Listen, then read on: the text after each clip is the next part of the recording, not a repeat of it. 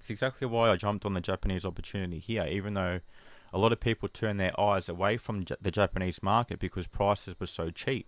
But for someone like me, I see that the exchange rate is good, prices are cheap, and there's really, really good sets that are basically on sale.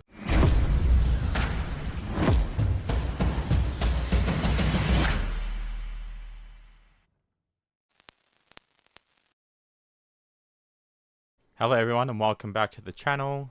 If this is your first time here, my name's Charlie. I own a 7-figure online trading card business in Australia and I like to do content on the TCG markets and what makes them tick. So if you want to learn something a bit different that is practical and you can use in your everyday life to help you make better decisions, then stay tuned. Today's video is going to be about the AUD yen. And the reason why I look at this chart is because I do import some Japanese goodies, in particular a lot of Pokemon and One Piece. I do offer it to my customers, so it is a chart that I keep a close eye on. Just for the simple fact that if the AUD is weak against the yen, then it's going to cost more to import those products into the country and vice versa. So if the AUD is stronger against the yen, then it's going to be cheaper. That's just the way it is. So I like to look at the chart just to try and make sense of it and try and, kind of, I wouldn't say predict, but just try and make sense of what might be coming next. So we're going to go straight over to the chart and I'm going to explain a few things and what I'm looking at. And this is all stuff you can do. TradingView is the program I use. It's free.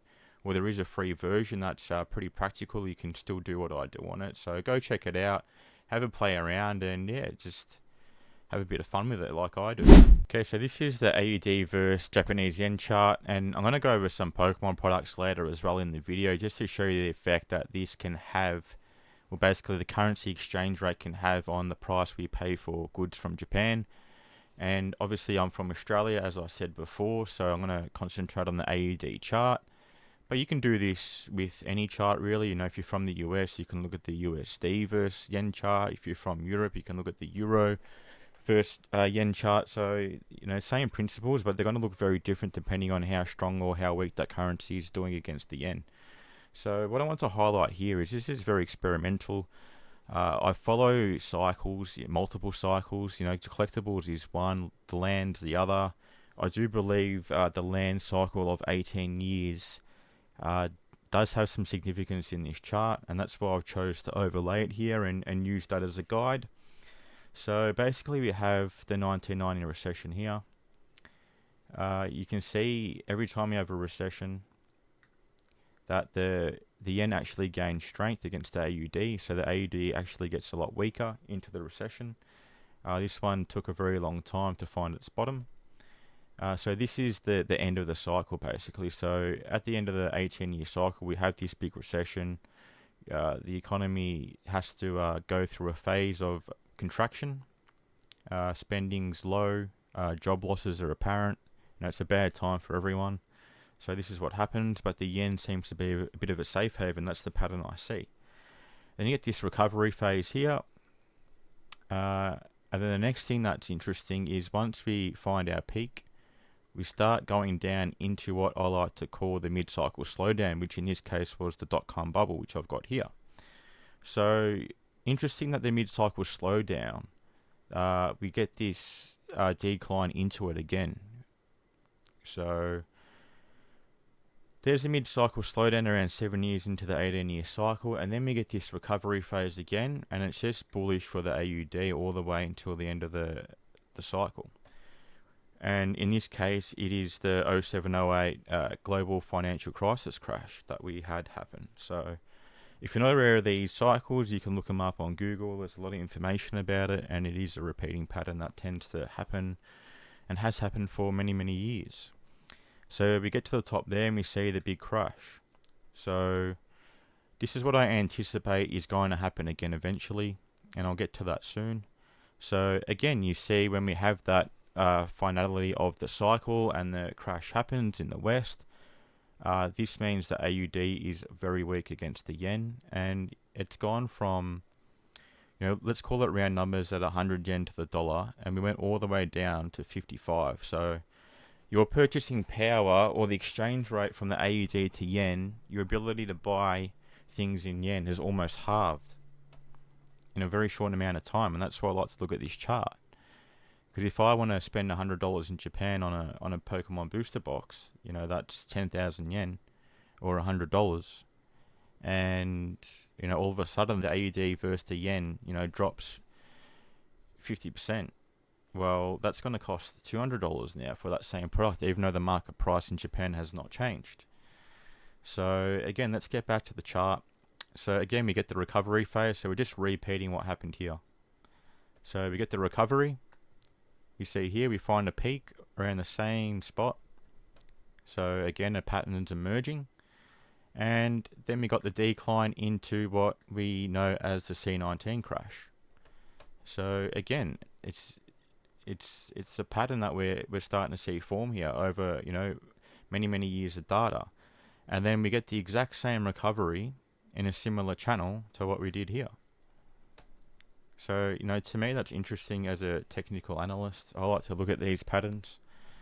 So we end up at a very similar range here where we peaked at this part, but I'm not going to entertain a crash right now, just because the timing is not right. And as you can see here, I took the timing from the .com bubble to when we started crashing, which is 84 bars, being 84 months, so they're on a monthly.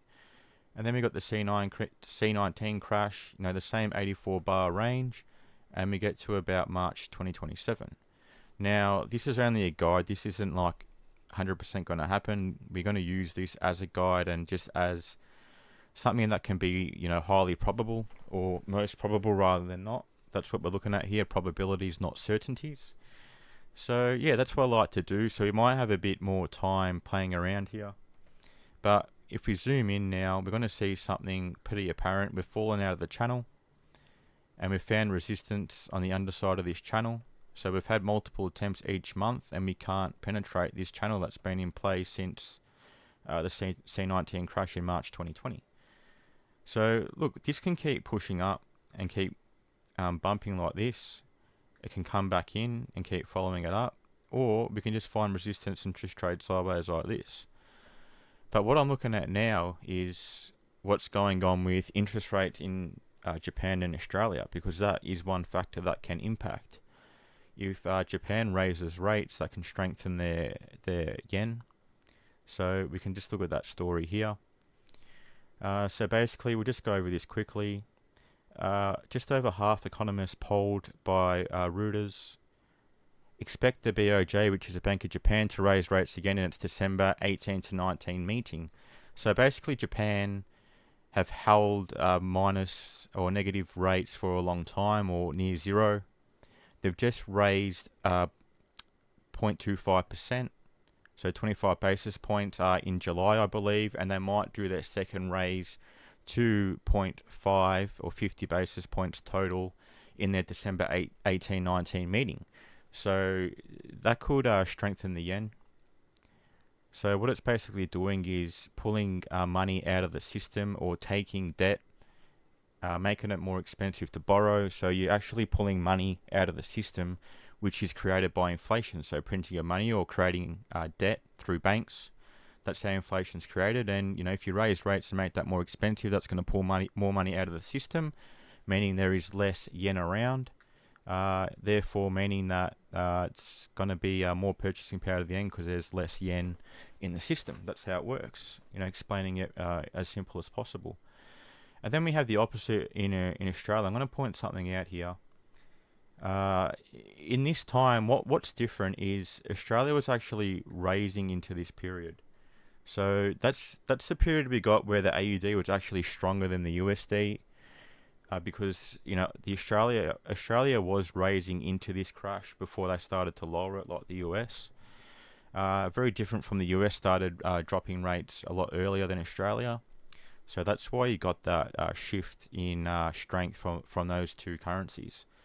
I don't think it's going to really impact this here. You're going to get more weakness in the AUD versus yen, yes. You're not going to get the strength staying up the top here as much as this one did. So what you might see is this come down to a level here and play around before we crash. Because I do think that we're going to inevitably do this again.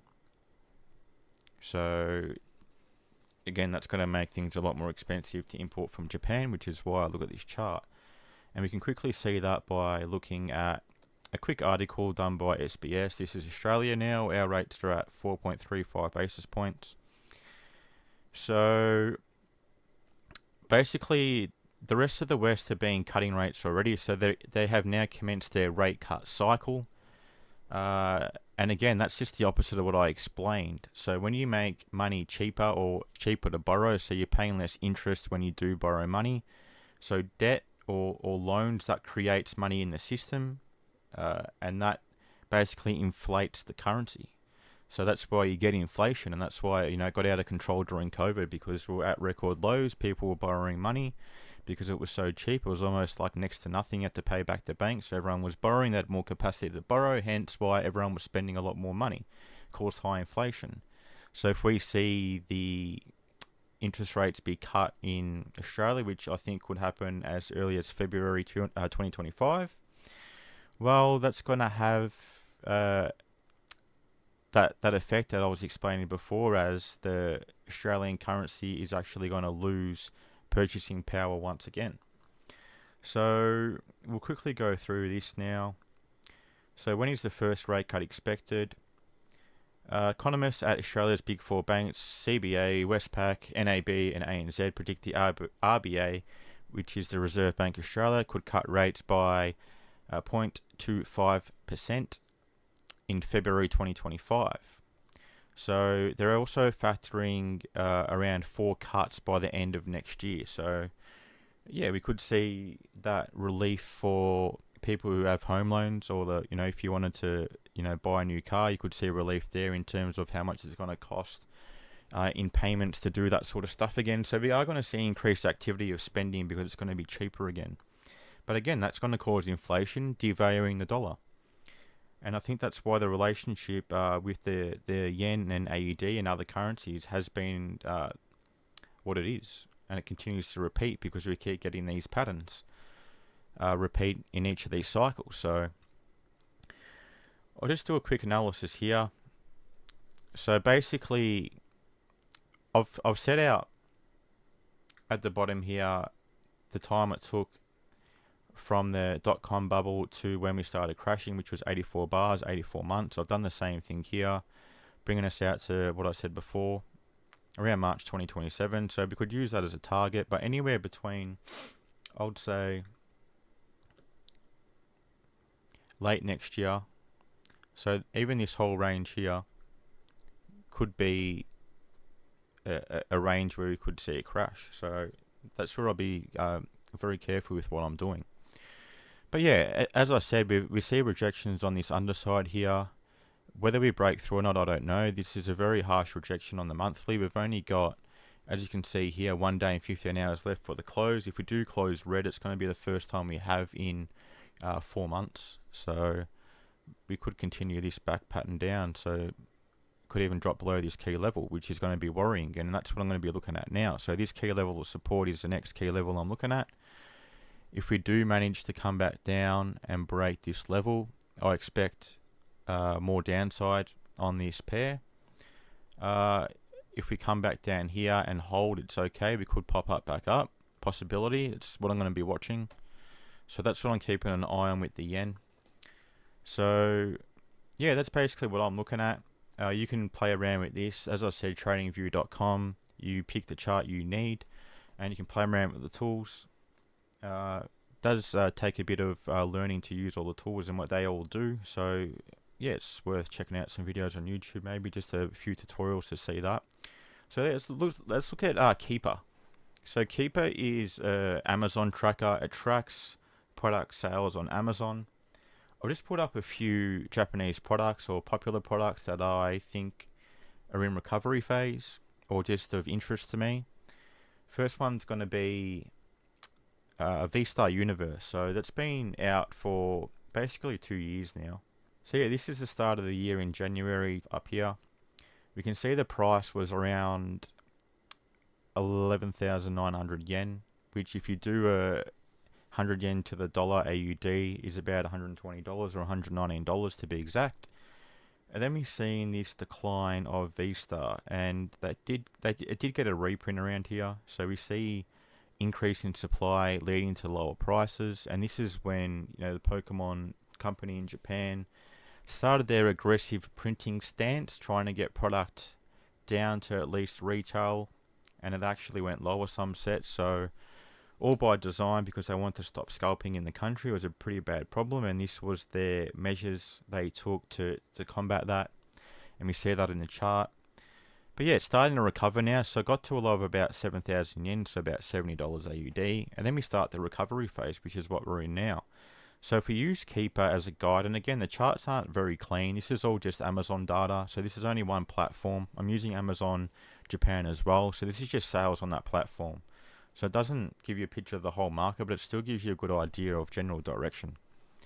So we can see this was a good time to buy V-Star around here before we took off again. So I always tell people in my plan that I like to buy on declines. And how do I know it's going to decline? Well, when we get reprint news, that's inevitable. So that's the time where I'm going to put my my buying shoes on and start to look at V-Star Universe as an opportunity. So it's good to look at charts in this way as well. So yeah, that was the opportunity there. I did purchase V-Star at lower levels when I did reprint. It's starting to recover nice. And why I wanted to check this out is, let's just use round numbers here. We can use that. So if we did buy V-Star at the lows of 7, let's say that's $70 AUD. If the yen gains strength against the Aussie dollar by 10%, so let's say we're down to 90 yen to the dollar now rather than 100 yen. So we've lost 10% just in exchange rate alone.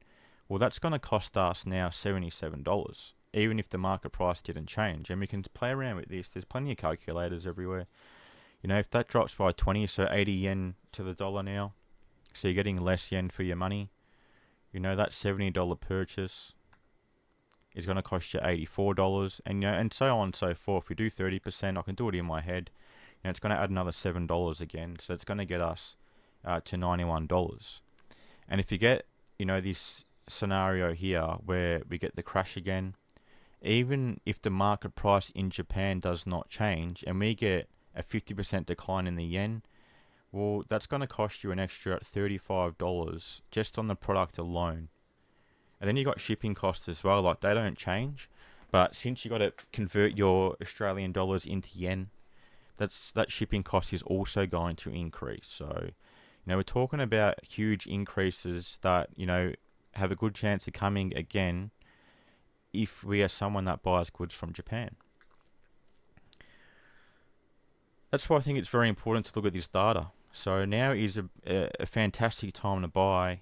There's plenty of sets that are still cheap. The exchange rate is still relatively good, but it is dropping at the moment. Again, like I said, it's still stuck in a range, so it's not a time to panic or cause alarm. This is just something that I want to share with everyone to be aware of, that this is what could possibly be coming, and this is how we can look at data to try and see what might be coming next and give us a timeline on when that might be actually happening. And that's just all through looking at patterns. So here's another one that I liked. So I jumped on Lost Abyss, which is Lost Origin in Japanese. So you can see the start of Lost Abyss here, was pretty cheap. This was around retail, 5,000 yen, let's say, around retail price in Japan for a box, which is about $50 AUD in today's exchange. And then we had this huge run up. Lost Origin got to 24,500 yen, which is about 245 AUD in today's currency exchange. So huge run up from around, we're talking, let's say $50 to 245. That's almost a 500% increase. That's huge. It stayed up for a long time because we didn't get reprints, but Lost Abyss, got a reprint, and look at the immediate impact in the chart here. So we went from 225 AUD equivalent, back to $80-$90 again. So to me, fantastic opportunity to get into Lost Abyss if you missed out here, and that's exactly what I did. I bought some cases of Lost Abyss, and now Los Dabas is back up to 168 a box, or 16,800 yen. So now, because I bought it at a good exchange rate down here for a cheaper price, if the exchange rate does slip further, well, those assets I'm holding, it's just going to increase in value for the simple fact that it's going to be more expensive to import from Japan. So it's exactly why I jumped on the Japanese opportunity here, even though a lot of people turn their eyes away from the Japanese market because prices were so cheap. But for someone like me, I see that the exchange rate is good, prices are cheap, and there's really, really good sets that are basically on sale. So I'm going to buy it. And that's exactly what I did. So we'll finish off the video here on Japanese 151. Let's look at the last year of data. We see highly elevated prices here. 151 got to, $275, $280 AUD at the peak. And then we got this decline when the reprints happened. So again, same scenario. Excellent product, and we had the opportunity to buy at $70, $80, $90 AUD. And we had that opportunity for a while.